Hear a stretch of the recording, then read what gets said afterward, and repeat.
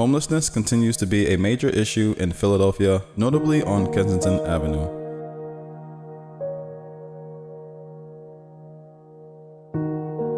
In the city, approximately 5,700 people are considered homeless, with approximately 950 of them being unsheltered. In comparison to other parts of Philadelphia, this side of town has the highest concentration of homeless people.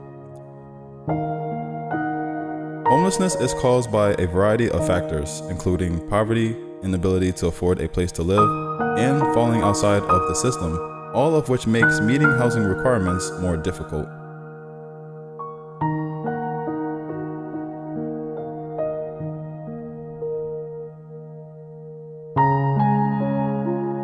Sometimes mental illness plays a role. Many new people have become homeless as a result of the opioid crisis. Although the homeless population is spread throughout Philadelphia, including Center City, and across the country, Kensington Avenue has the highest number of homelessness.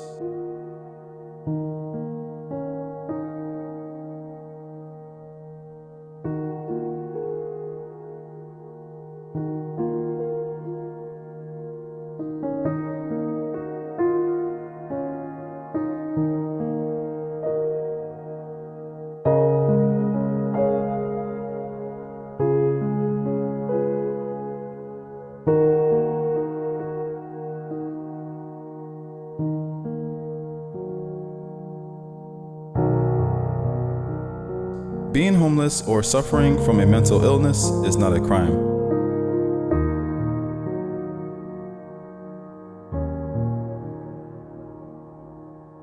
It is also not illegal to sit, occupy, or sleep in public places. Law enforcement officials do not arrest homeless people because doing so reduces their chances of finding housing and raises the public sector's cost.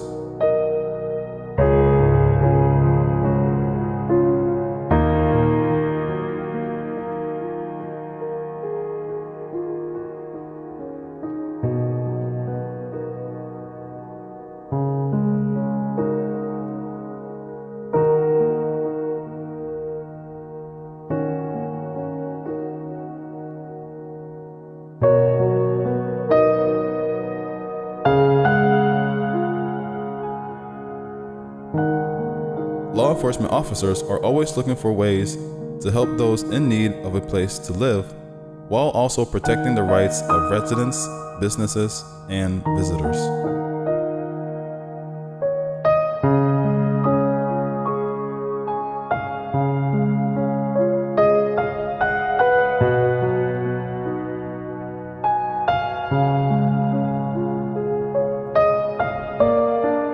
The COVID pandemic has also exacerbated Philadelphia's homeless population. In addition to dealing with a massive increase in the number of homeless people in Philadelphia, there has been an increase in drug consumption. More notably for Kensington Avenue, the reason you see many people sleeping while standing, drowsing, and bending over is due to the drug xylazine.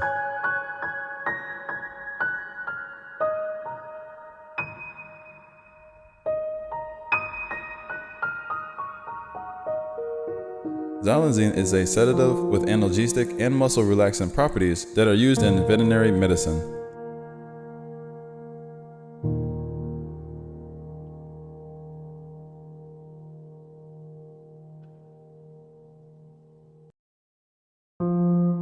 It is used to calm and facilitate the handling of a variety of animal species, including cattle, sheep, and horses, as well as to perform diagnostic and surgical procedures, relieve pain, and act as a local anesthetic.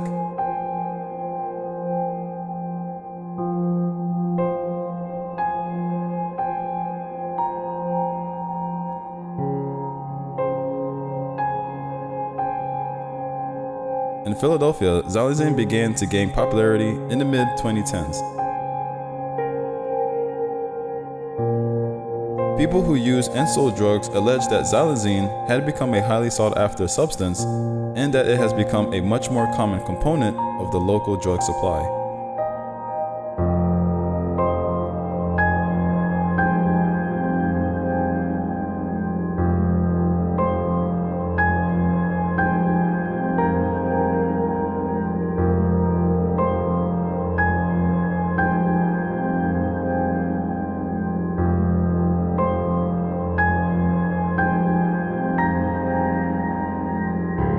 The reports from Philadelphia, as well as hints that xylazine was appearing in other parts of the country, prompted the researchers and colleagues to try to track the drug's spread across the continental United States. Xylazine was found in 0.36% of overdose death in 2015, according to research. It increased to 6.7% by 2020. It was found in 1 out of every 5 overdose deaths in some areas. Notably, the study discovered fentanyl, a powerful synthetic opioid that has come to dominate regional drug supplies in nearly every xylazine-related death, indicating that it wasn't just a tranquilizer that was causing these overdoses. Experts are still trying to understand the risk of xylazine, but they are concerned that the drug, which is not an opioid but acts as a sedative, may increase the chances of fatal overdose when combined with opioids like fentanyl because it can exacerbate the respiratory depression caused by opioids. It may also make reversing overdoses with naloxone, which is designed to work on opioids, more difficult.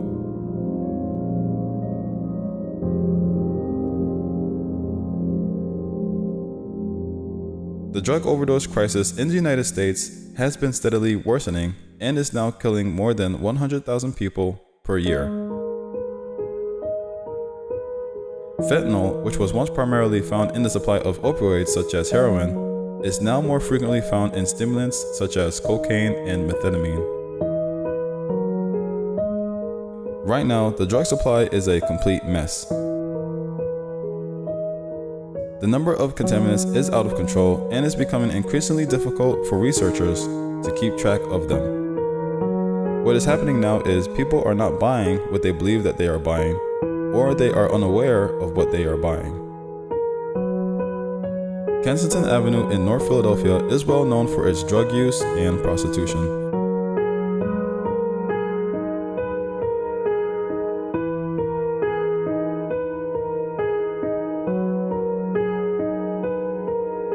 There are many people living on Kensington Avenue who are college graduates with a bachelor or even a master's degree.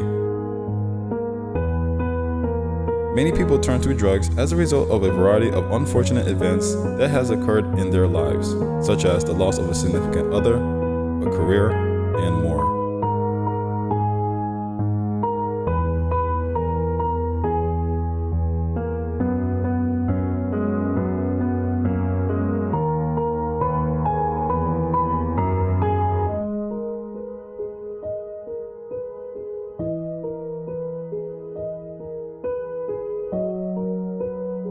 It is extremely difficult to explain addiction.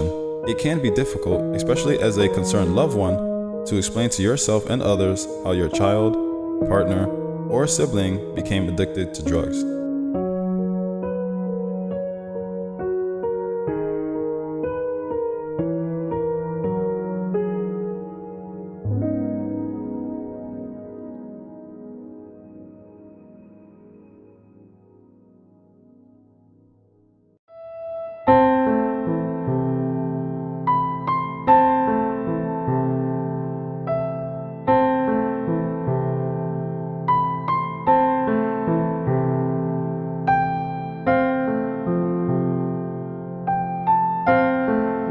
Many people on the outside believe that substance abuse is a bad choice in which someone should have said no, bad habit that just needs to be kicked, weakness that someone can't overcome the withdrawal symptoms, and moral failing that the person has given up.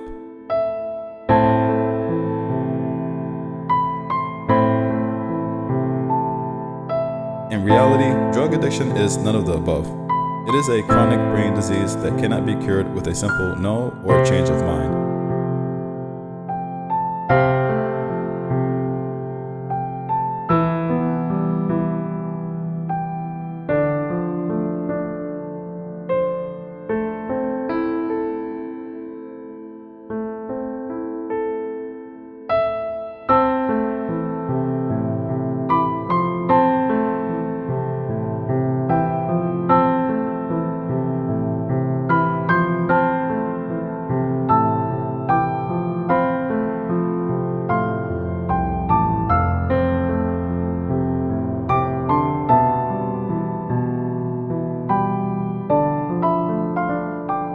It is critical to recognize this before asking, why do people become addicted to drugs? Or why did my child become addicted to drugs?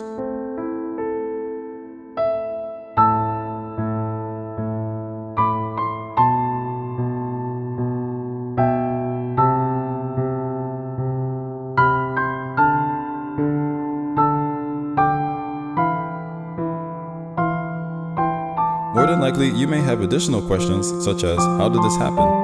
Your loved ones may have been properly raised with a strong moral foundation or in a good home, but they can still begin using drugs.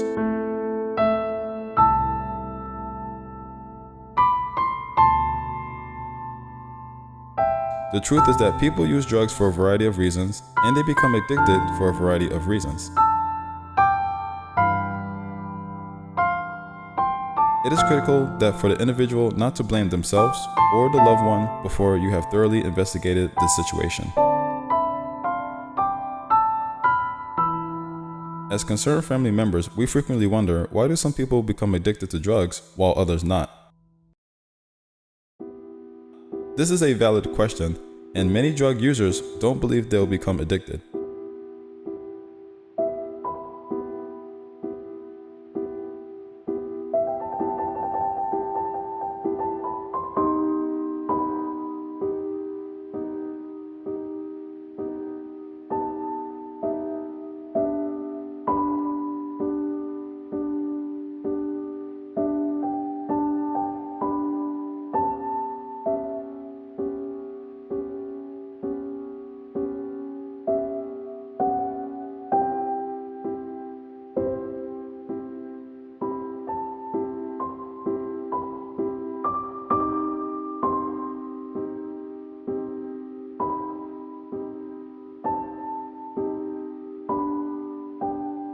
The truth is that anyone can become addicted to drugs, and there are a variety of factors that make them more vulnerable.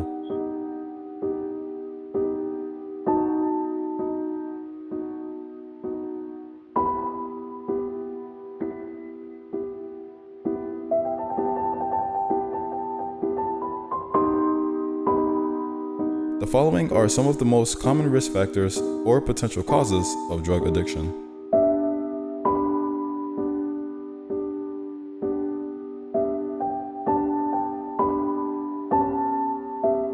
1. Early life stressors, such as being abused or witnessing trauma.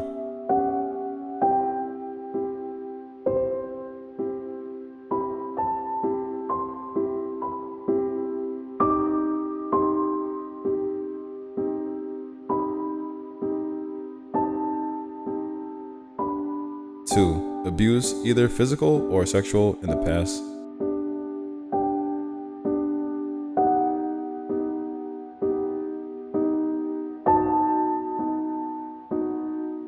3. Genetic vulnerability, such as other family members who struggle with addiction.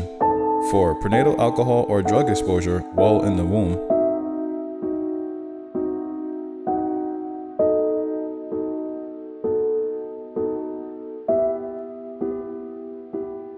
5. Lack of parental supervision or monitoring during adolescence, peer pressure from friends or social circles, or association with drug-using peers. 6.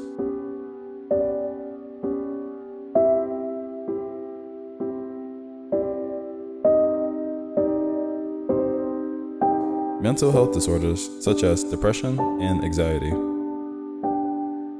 A person's susceptibility to addiction can be influenced by a combination of genetic and environmental factors.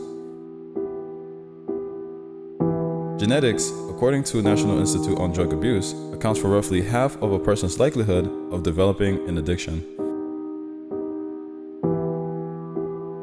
As a result, environmental risk factors such as stress, trauma, abuse, a lack of education, low-income neighborhoods, and high school parties play an important role.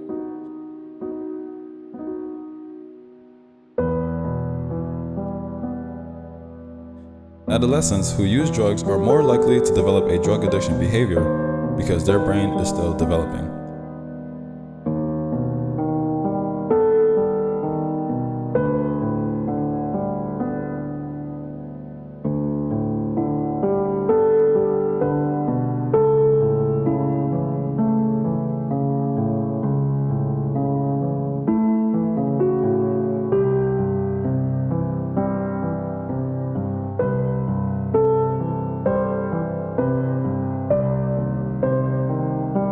Exposing the brain to drugs during this critical period can result in long-term brain changes and an increased risk of dependency later in life.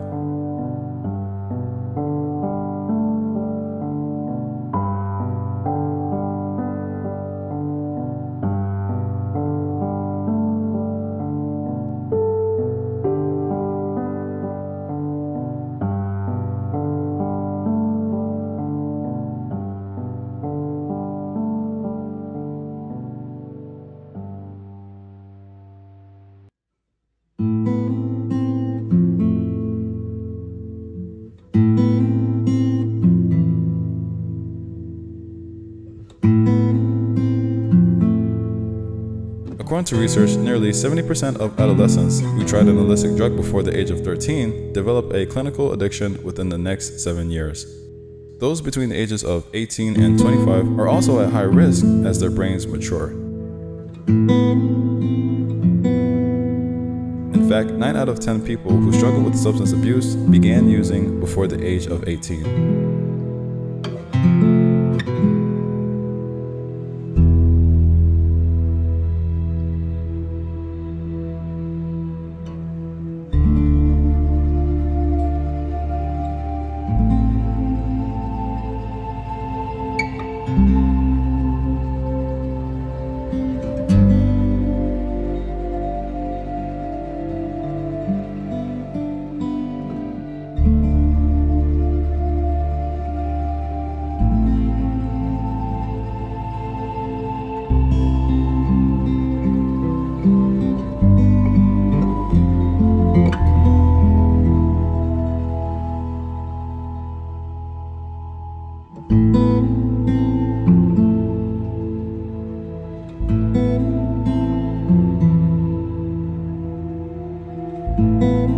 Science has contributed to a better understanding of how drug abuse affects people and how addiction develops over time.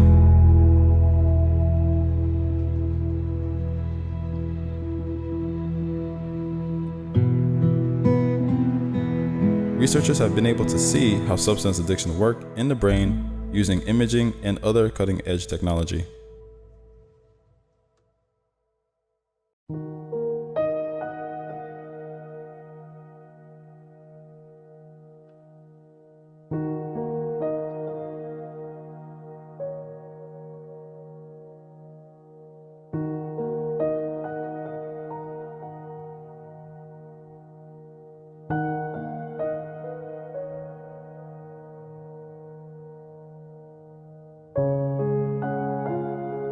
It all starts with a long period of drug use.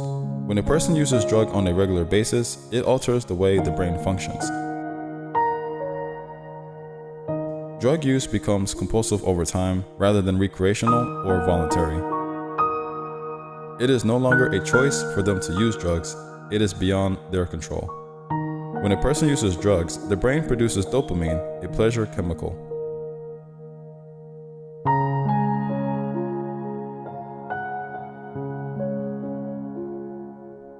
This causes a euphoric bodily response and mental state in the user, making him or her feel good or high. When the brain is exposed to this on a regular basis, it becomes reliant on the feel-good behavior. As a result, it hardwires those euphoric drug-using experiences into its circuitry, and drug use becomes its top priority.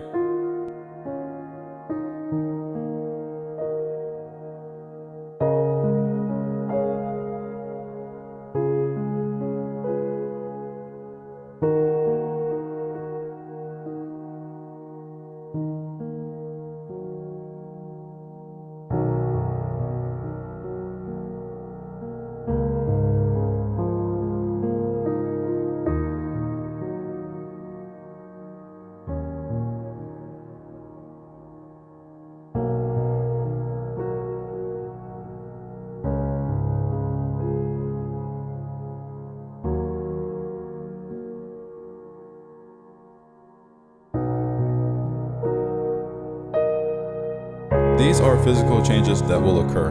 The brain's reward system, a primitive system that exists to ensure we seek what we need, becomes hardwired to prioritize drug use over all other activities.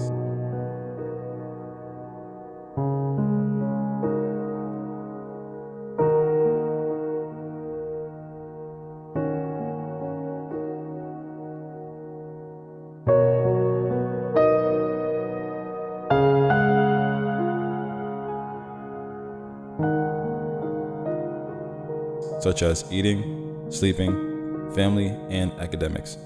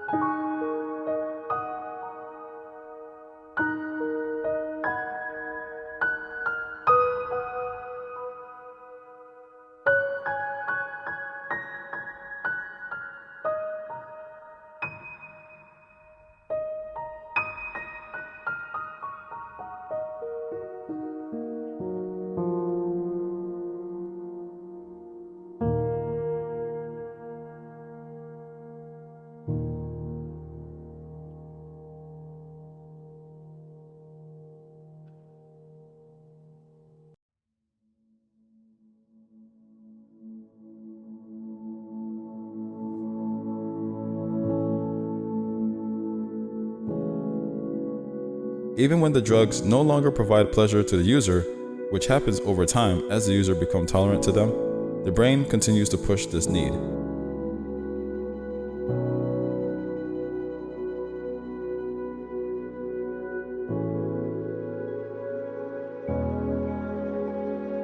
It causes intense craving in the same part of the brain as the survival instinct.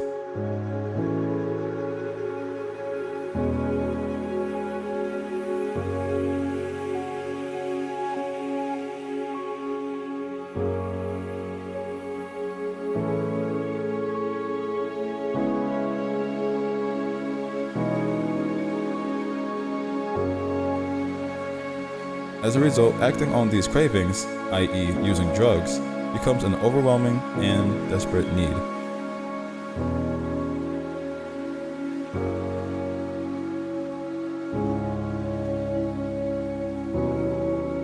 The brain believes it requires the drugs to function and survive.